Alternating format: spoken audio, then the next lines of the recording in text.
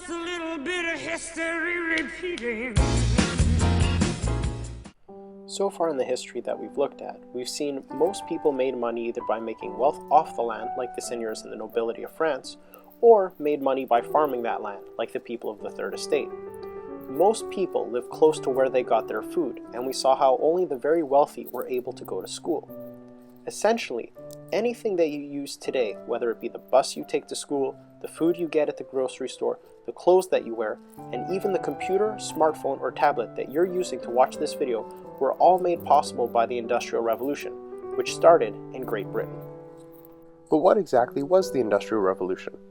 Well, that's going to be the topic of this video.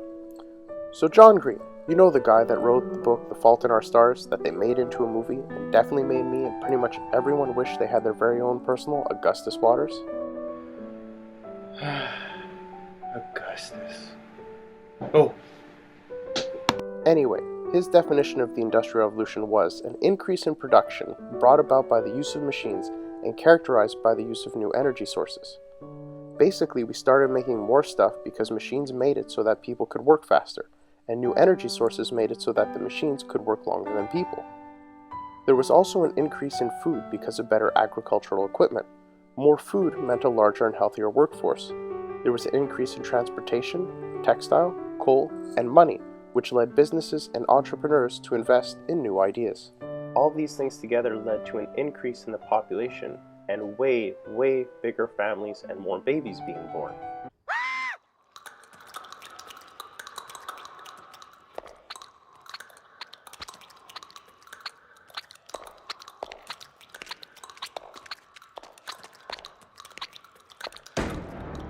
Oh, babies.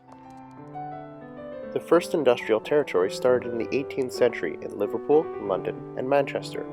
There were advances in agriculture, transportation, the making of clothing, as well as an increase in the population. So let's start with agriculture. In the 18th century, new farming techniques were appearing, such as the construction of a better plow, the use of animal manure as fertilizer, and yes, manure means poop, but animal poop.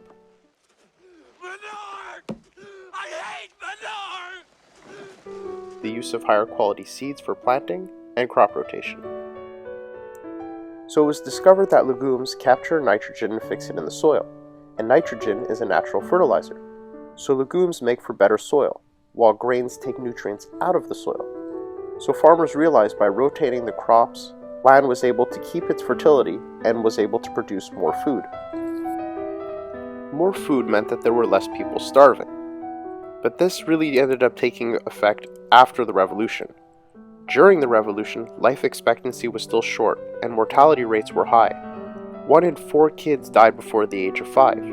Remember, there was no running water, sewers, garbage pickup, police, firefighter, schools, hospitals. You were often in a one-room house with a stove that filled your lungs with smoke.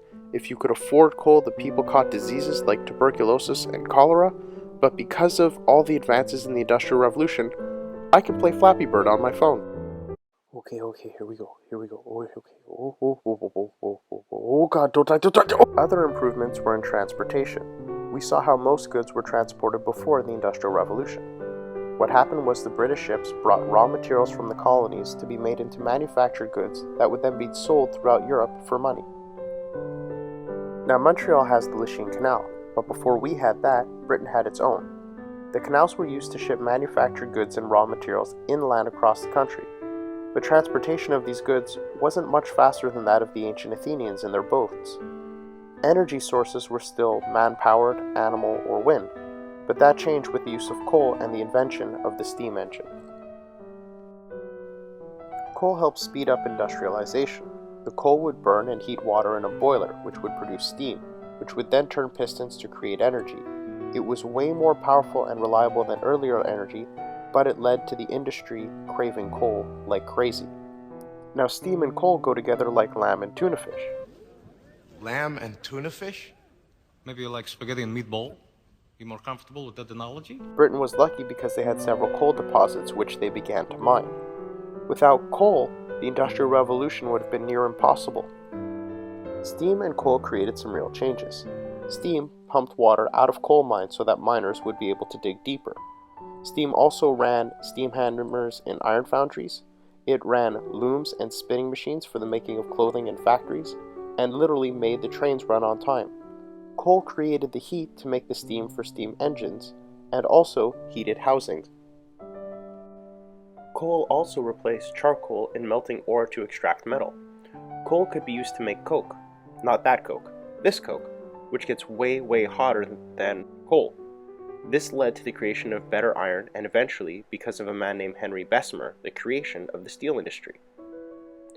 Iron and steel made looms and spinning machines, better farming machines like plows, better military equipment like cannon and cannonballs, household items, steam engine parts, and railways. Now, James Watt improved on an earlier engine to build his own steam engine, and that would be adapted in 1814 to be attached to a car that would run on rails. By 1825, his locomotive train could pull 20 passenger cars and 10 cars of coal. Boats and canals would start being replaced by these trains. By the 1830s, trains could travel at around 25 kilometers an hour and made travel across Britain possible in record time for less money. Now we need to talk about the textile or clothing industry. England had sheep for centuries, and artisans had been making clothing and cloth by hand forever. However, Europeans liked the colored cloth from India, so they stopped buying British wool. The British began to get their cotton from Australia and the West Indies, which was cheap because it was being picked by slave labor. People liked cotton so much that people needed to find a way to speed up the process of making it. The spinning mule was the first step in mechanizing the textile industry, and by the end of the 18th century, the steam engine made it so that the entire textile industry was completely mechanized. These things combined led to things no longer being made by hand, but by machines worked by humans. This was the mechanization of production. Jobs were also broken down into smaller pieces. This was called the division of labor.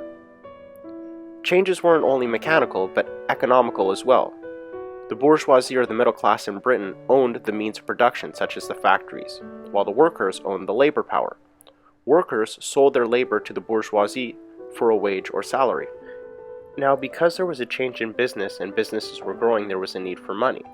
And most entrepreneurs, so that's people who start businesses, like Dr. Dre, love my beats.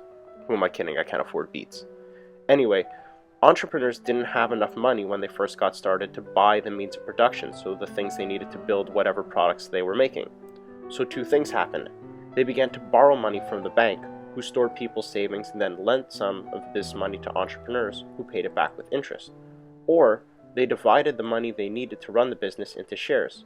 People who bought the shares then owed part of the company and would get a share in the company's profits. Get it? Buying a share lets you share in the money. All people wanted was profit, profit, profit. The bourgeoisie lowered the workers' salaries and raised the prices of goods as a way of making even more money. The idea of investing money in companies for profit is called capitalism. This was one of the big ideas of the Industrial Revolution, and some people became pretty rich and used their wealth to influence politics. Sound like anyone we know? This led to a new class, the industrial bourgeoisie. In the next video, we'll look at how the difference in wealth, living conditions, and respect created tension between the working class and the industrial bourgeoisie. So, hope this video helps you guys out. I'll see you next time.